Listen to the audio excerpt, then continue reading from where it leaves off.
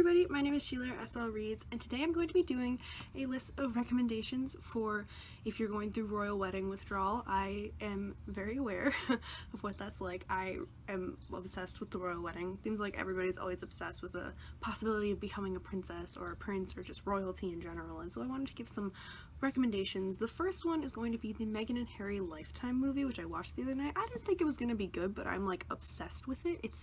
It was amazing. It was obviously like very dramatic, like it was a Lifetime movie, which I've heard are very dramatic. I don't think I've ever watched one before, and I know there is one for Will and Kate as well, which I have not watched, but I'm hoping to very soon. Beyond that, I'm just gonna get in. So the first book is The Royal We by Heather Cox and Jessica Morgan. I have it as an ebook. I'm filming this on my phone, so I can't actually show it to you.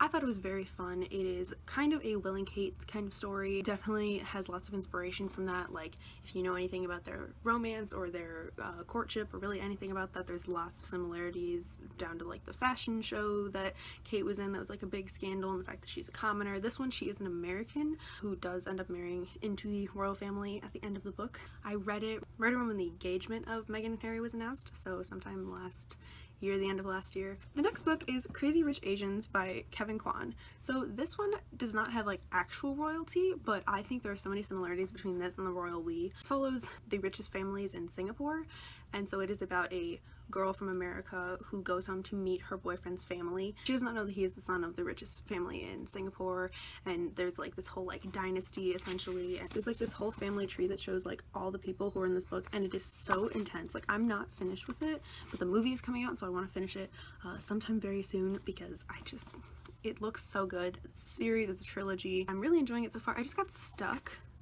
because it is like an adult novel. I'm usually used to reading young adult, and so sometimes it's hard to like actually like make my way through it, but I'm trying and I'm getting there. So the next book that I'd like to recommend is The Song of Achilles by Madeline Miller. And so this follows Patroclus, and he is the son of a king. He ends up getting exiled to a different kingdom, and that is the kingdom of Achilles' father. And so there is this romance between these two princes, and it develops over time, and it's a royal romance, so it's on this list. It's also one of my favorite books, and it is so beautifully written. It's heartbreaking and beautiful, and I have known the story of Achilles for my entire life, and yet I was still like, maybe the end will be different this time. It's not, but you just have to accept it. The next book also doesn't involve that much royalty, but it is Pride and Prejudice by Jane Austen.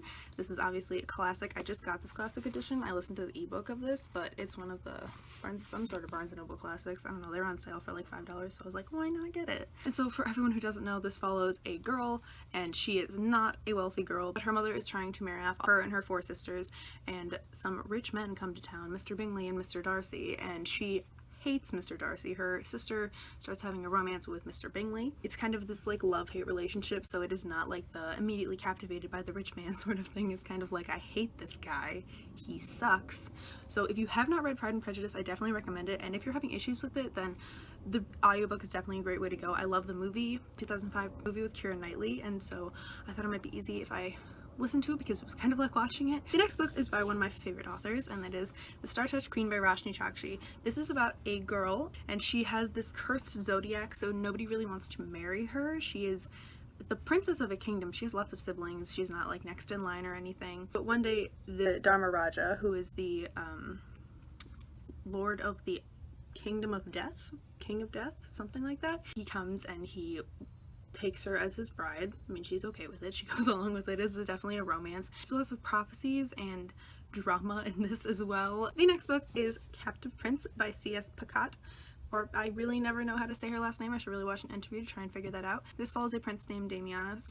His father dies, and he expects that he's going to be crowned king, but instead he is kidnapped and sent to the rival kingdom to be the slave of the Prince of Vert-Laurent. There is lots of political intrigue in this, and there is lots of trust and relationship building. Like, it does not actually get to like the royal romance part of it until like later on, second or third book, but eventually it does have a happy ending. And the final book that I want to recommend is The Wrath and the Dawn by Renee Adia. It involves a girl, her name is Shazi, I believe, and she is one in a line of many girls who have to marry the ruler of the place where she lives.